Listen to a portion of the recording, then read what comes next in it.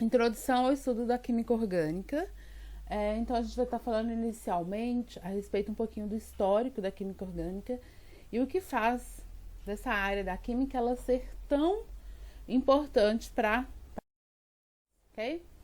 Química orgânica, gente, hoje a definição atual que a gente tem de química orgânica é que ela é a área da química que estuda os compostos de carbono, ok?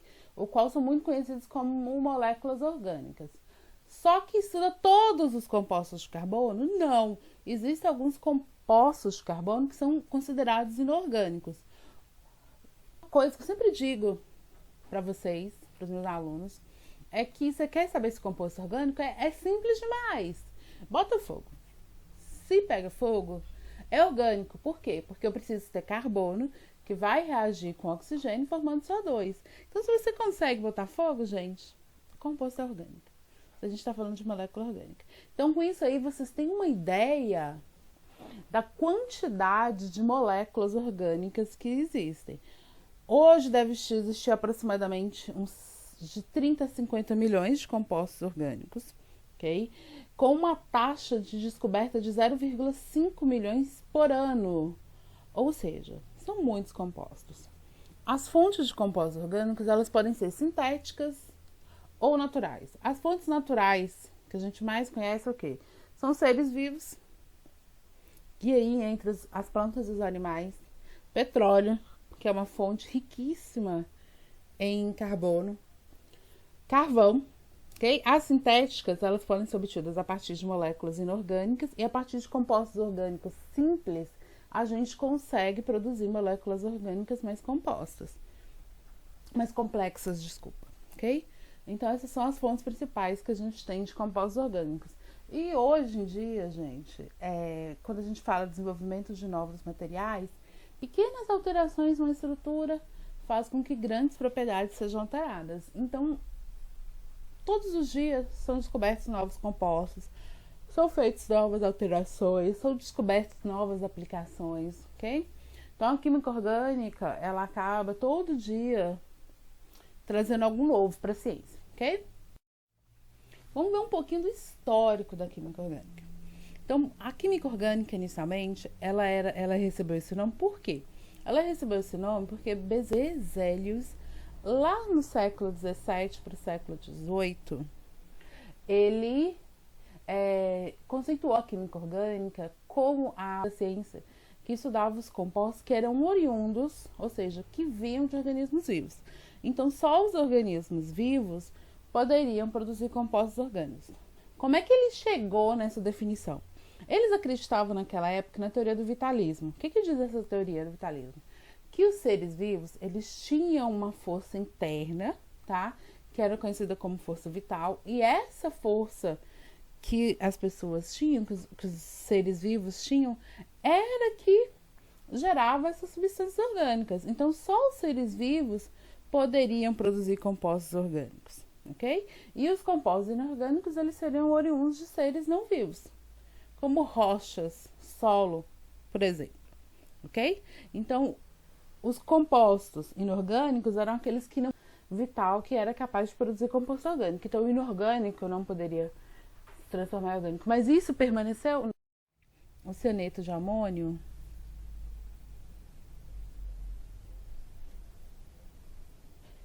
cianeto de amônio, que é esse composto aqui, ó. Ele foi sintetizado no calor, tá? Ele produziu ureia. E a gente sabe que a ureia, gente, onde está a ureia, pessoal? Onde está isso aqui, ó? A ureia, ela é excretada pelo corpo humano. Ela é produzida pelo corpo humano. Então, aqui eu peguei um composto que era inorgânico e produzi o outro composto orgânico, que até aquele momento acreditava-se que apenas os seres humanos, seres vivos, poderiam produzir. Então, nesse momento, aí ficou o conceito que a gente conhece hoje. Química orgânica é a área da ciência que estuda os compostos orgânicos. Mas quando eu falando com vocês, a química orgânica ela tem uma variedade imensa de compostos orgânicos, ok? Por que eu tenho essa variedade imensa de compostos? Porque o carbono ele tem características importantes e que explicam isso, tá? Então a gente pode estar explicando isso através da teoria estrutural da química orgânica. O que diz a teoria estrutural da química orgânica? Essa teoria, ela está falando, tá, da questão da valência, ou nada mais nada menos que a questão das ligações. Os átomos, eles podem formar um número fixo de ligações. Por exemplo, carbono é um composto tetravalente, ele faz 4 ligações. O átomo de oxigênio faz 2. Os halogênios, que são cloro, flúor, bromo, iodo, fazem 1. Hidrogênio faz 1. Nós temos o nitrogênio, tá? Nós temos o nitrogênio, que pode fazer 3. Temos o enxofre, tá?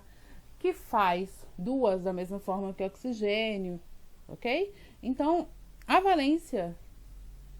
Temos a valência simples, que é essa que eu tô falando com vocês, que é o número de ligações que cada elemento pode fazer. E temos as valências múltiplas, que é o quê? Que é a quantidade de ligação que o elemento pode fazer. Por exemplo, o carbono, ele pode fazer apenas ligações simples, ok? Que é quando ele está ligado, gente, a um elemento através de apenas uma ligação, tá? Então, ele pode fazer aqui ligações simples, pode fazer ligações duplas, como você está vendo aqui, que é quando ele faz 2 ligações com o mesmo elemento, e pode fazer ligações triplas aqui, ó. Ok? Então, só isso aí, esses pequenos detalhes do carbono poder fazer 4 ligações, e dessas 4 ligações poder fazer ligações simples, duplas e triplas, permite que você possa fazer cadeias imensas e diversificadas. E além disso, o carbono pode se ligar a ele mesmo e se ligar a outros elementos. E esses outros elementos, alguns deles também podem fazer ligações múltiplas, igual o oxigênio, que pode fazer dupla, nitrogênio, que pode fazer tripla. Então, tudo isso aí faz com que a combinação desses átomos possam gerar inúmeras estruturas. E essas inúmeras estruturas geradas, elas vão ter características diferentes, tá? Então, eu posso criar uma quantidade imensa de novos produtos com isso. Qual que é a importância, gente, principalmente dessa teoria estrutural? Porque a estrutura, ela faz diferença. Aqui eu estou dando como exemplo para vocês 2 compostos diferentes. Aqui a gente tem o álcool etílico, ok? E aqui a gente tem o éter etílico. Temos esses 2 compostos. Se vocês forem contar, a fórmula molecular é a mesma. O que é a fórmula molecular? A fórmula molecular é aquela fórmula que me dá a quantidade de cada elemento. Por exemplo, ó, no álcool etílico eu tenho 2 carbonos. No éter etílico eu tenho 2 carbonos. No álcool etílico eu tenho 1, 2, 3, 4, 5, 6 hidrogênios. No éter dimetílico eu tenho também 6 hidrogênios. Tenho 1 oxigênio no álcool etílico, 1 oxigênio no éter dimetílico. Você está vendo que as quantidades são iguais? Então, o que a gente chama de fórmula molecular, que é a fórmula que dá essas quantidades, ela é igual para os 2. Então, só olhar a fórmula molecular não define quem é quem. Então, isso era um problema. Os cientistas, eles definiam as formas moleculares, mas eles percebiam que os compostos tinham propriedades diferentes. Então, quando se conheceu essa teoria estrutural, os cientistas começaram a observar que, apesar das fórmulas moleculares serem iguais, esses compostos, eles eram diferentes. Ok? E aí chegou-se o conceito que a gente conhece como isomeria. O que são isômeros? Isômeros são compostos diferentes, que têm a mesma fórmula molecular, mas possuem características diferentes. Igual ao álcool etílico. Álcool etílico, ele é utilizado para quê? Para tanta coisa, né? Atualmente, nos dias de hoje, que eu tô gravando esse vídeo, ele é muito utilizado para quê? Desinfetar. Só tem falta. Muito utilizado para desinfetar. Éter dimetílico é muito utilizado como solvente, ok? Na hora que você compara as propriedades dele, ó, ponto de ebulição do álcool etílico, 78, éter dimetílico menos 24. Ponto de fusão, álcool etílico menos 17,3, ok? Éter dimetílico menos 138 graus Celsius. Vocês conseguem perceber que as propriedades são bem diferentes? Então, esse fenômeno da isomeria, quando ele foi descoberto, ele foi de extrema importância. Por quê? Porque existe uma diferença na estrutura dos compostos e isso traz diferença nas propriedades desses compostos. E isso na área de química orgânica, gente, é de extrema importância. Porque pequenas diferenças, até diferenças espaciais, que a gente vai estar vendo em isomeriótica, vocês vão ver que faz diferença. Pra gente faz muita diferença. Então isso é muito importante, ok? Outro ponto importante quando a gente fala de compostos orgânicos, se a gente entender o porquê os compostos orgânicos são chamados de moléculas. Eles são chamados de molécula, pessoal, porque eles são constituídos principalmente isso aqui, ó, ligações covalentes. Um composto, para ele ser chamado de molécula, ele tem que ter o quê? Ligação covalente. Eu só posso chamar um composto de molécula se ele for constituído de ligações covalentes, ok? Que as ligações covalentes, elas acontecem quando os elétrons são compartilhados. Ou seja, quando eu tenho dois ametais, ou ametal e hidrogênio. Então, por exemplo, composto orgânico, ele é constituído principalmente de quê? Carbono e hidrogênio. Tá? Ou carbono e um outro metal, carbono oxigênio, carbono hidrogênio, carbono enxofre, ok? Então, a grande maioria dos compostos orgânicos é constituída de ligações iônicas, por isso que eles podem ser chamados de moléculas. Alguns compostos podem ter ligações iônicas, ok? Principalmente quando você faz reações orgânicas, pode acontecer de aparecer uma ou outra ligação iônica. Então, a ligação iônica ela ocorre quando ocorre transferência de elétron. Então, quando que um composto orgânico, gente, que você conhece, você sabe que ele tem uma ligação iônica simples. Se tem um metal, tem ligação iônica, ok? Se tem um metal ligado a uma metal, vai existir uma ligação iônica, ok? Agora, se só tem a metal, ligação covalente, que é o que tem essencialmente os compostos iônicos, os compostos orgânicos, ok? Algo importante quando eu falo de composto orgânico é a polaridade da ligação. Por que a polaridade é algo importante? Famosa frase, semelhante dissolve semelhante. Vamos pegar um exemplo mais simples. Se eu pego óleo, eu consigo dissolver óleo em água? Não, você não consegue. Por quê? Porque água é um composto polar, óleo é um composto apolar. Agora, se eu pegar o álcool etílico, eu consigo dissolver o álcool etílico em água? Consigo. Por quê? Porque o álcool etílico ele tem uma extremidade polar. Ok? Então, não esqueça, semelhante sempre dissolve semelhante. Então, moléculas apolares, igual você está vendo essa aqui, ok? Ela acontece quando não existe diferença de eletronegatividade, ok? E a ligação polar, ela acontece quando tem diferença.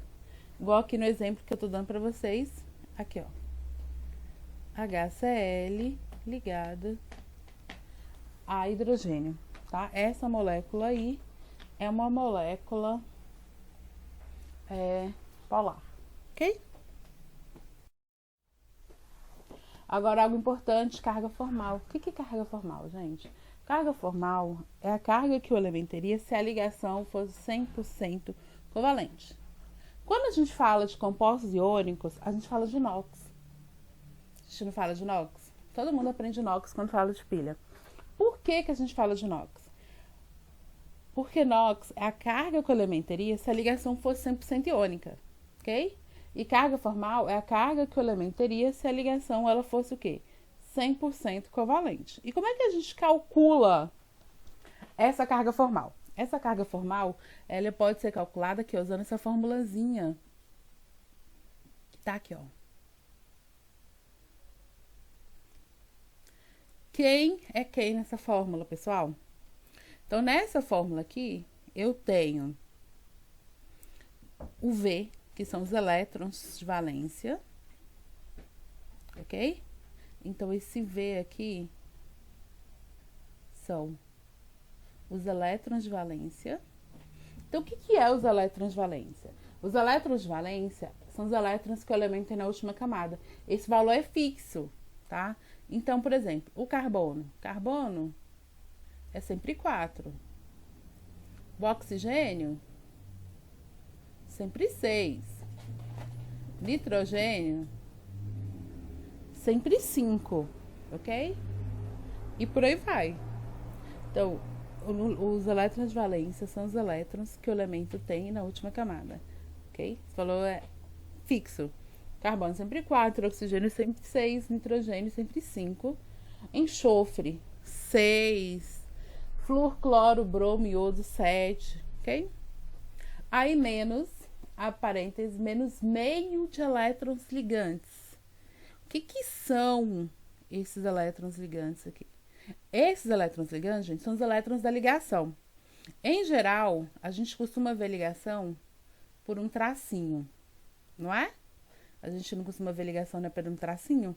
O que acontece, gente? Cada tracinho desse são 2 elétrons.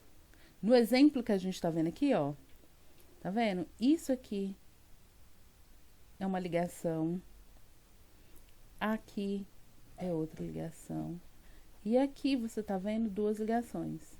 Então, isso aqui é mais que você tá vendo isso aqui, ó.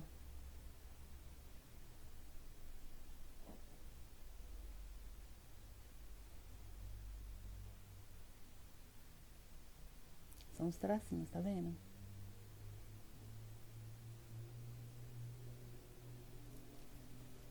São os tracinhos.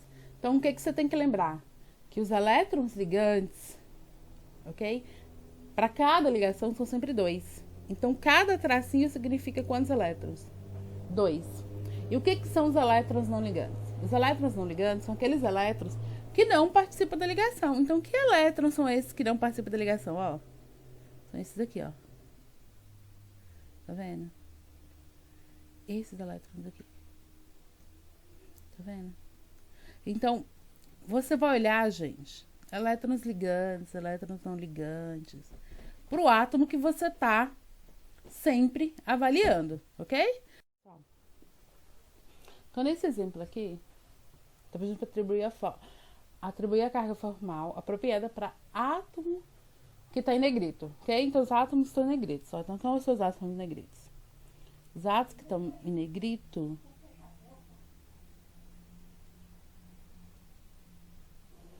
esse daqui, ó.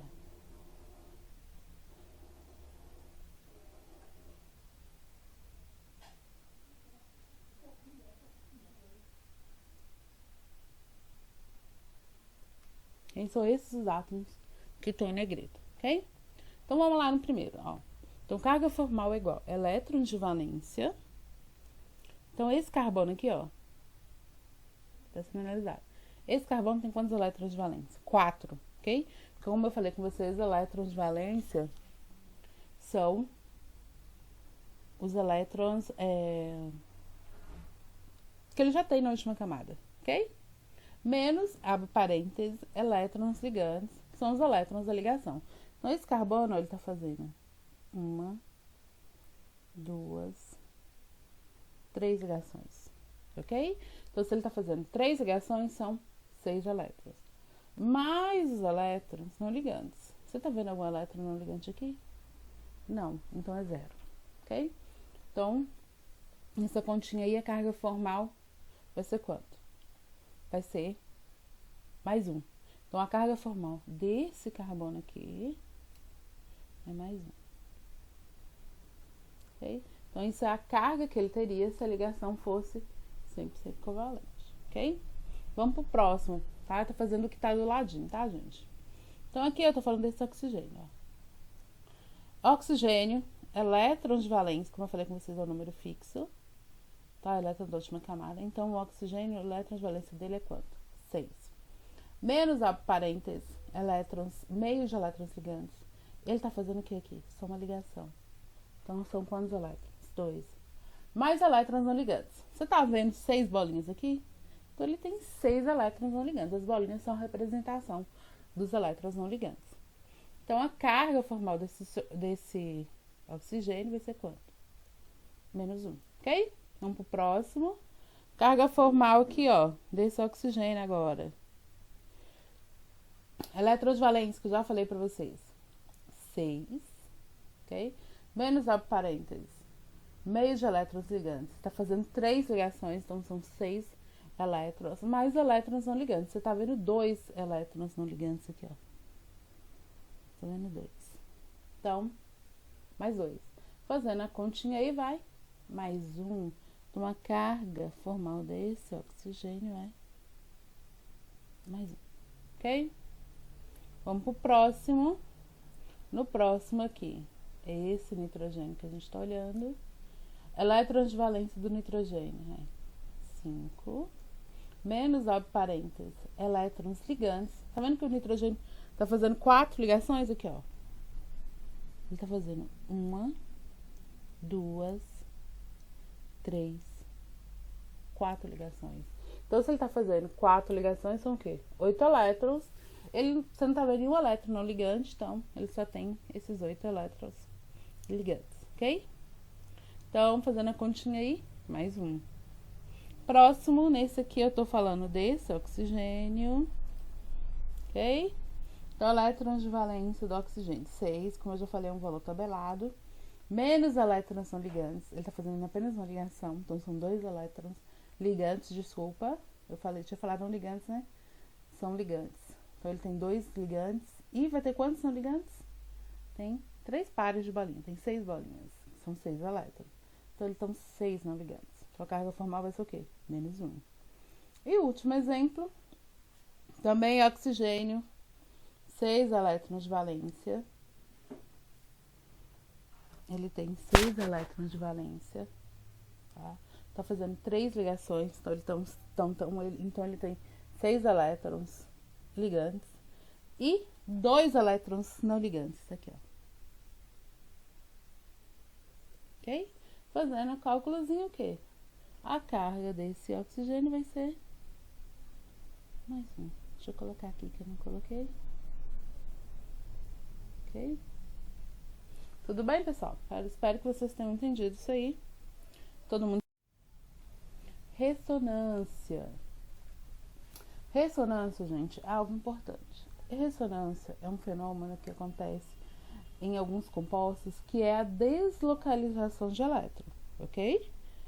Então, para ocorrer a deslocalização de elétron, tem que ter elétron para isso acontecer, ok? É só a deslocalização. Um composto, ele não se transforma no outro. Então, nesse exemplo que a gente está vendo aí, ó, o que vai acontecer? Que é uma ligação dupla, tá, gente? Não tá muito boa a imagem. Então, os elétrons dessa ligação, eles vêm para quê? Vêm para o oxigênio. Então, quando vem o elétron, lembra que eu falei que cada ligação são 2 elétrons? Então, na ligação, gente, é um elétron do oxigênio e outro do carbono. Então, quando os elétrons vêm para o oxigênio, um elétron já é dele. Então, quando vai o elétron, ele fica com um elétron a mais. Então, se ele fica com um elétron a mais, ele fica com carga negativa. Porque o elétron tem carga o quê? Negativa, ok? Aí, aqui, ó, esse oxigênio, ele vai pegar um par de elétron aqui e vai jogar para ligação. Então, quando ele joga esse par de elétron, ele tá jogando um que fica com ele e outro que fica com carbono, ok? Então, quando ele forma essa ligação dupla aqui, ó, é um elétron dele e um elétron do carbono. Então, o elétron que o carbono tinha perdido quando foi para o oxigênio, ele ganhou quando veio para cá. Tá? Veio para ligação. Ok? Aí, então, essa estrutura se transformou nessa. E aí, pode acontecer... Ah, e essa aqui, ó. Que essas duas aqui. Essa é a mesma dessa. Ok? Aí, essa aqui pode acontecer a mesma coisa, só que aqui é outro lugar, ó. Esse oxigênio manda 2 elétrons para ligação, aí forma uma dupla. E esse dupla aqui manda o elétron para o oxigênio. Aí o oxigênio fica com excesso de elétron, fica negativo, ok? O oxigênio fica com excesso de elétron, fica negativo. E aqui fica uma dupla. Então, uma estrutura sempre pode estar se transformando na outra, ok? Então, no papel isso existe? Não, gente. Isso aqui é só a representação que a gente faz. A estrutura que vai existir é a combinação de todas elas, que é essa aqui, ó. Que a gente chama essa estrutura de híbrido de ressonância. Então, no processo de ressonância, não existe uma ligação dupla ou uma ligação simples. É como se a ligação ela fosse compartilhada entre todos. Então, o que a gente tem? Uma ligação intermediária, como se fosse 1,5. É um exemplo, tá, gente? Como se fosse metade, como se fosse dividida. Então, tá no meio termo entre uma dupla e uma simples, ok? Então, esse composto é chamado de híbrido de ressonância. Por que a ressonância ela é importante? Porque a ressonância ela traz estabilidade para o composto. O composto que todo mundo mais conhece, gente. Vocês sabem que é um desenho perfeito, né, pessoal? É o benzeno.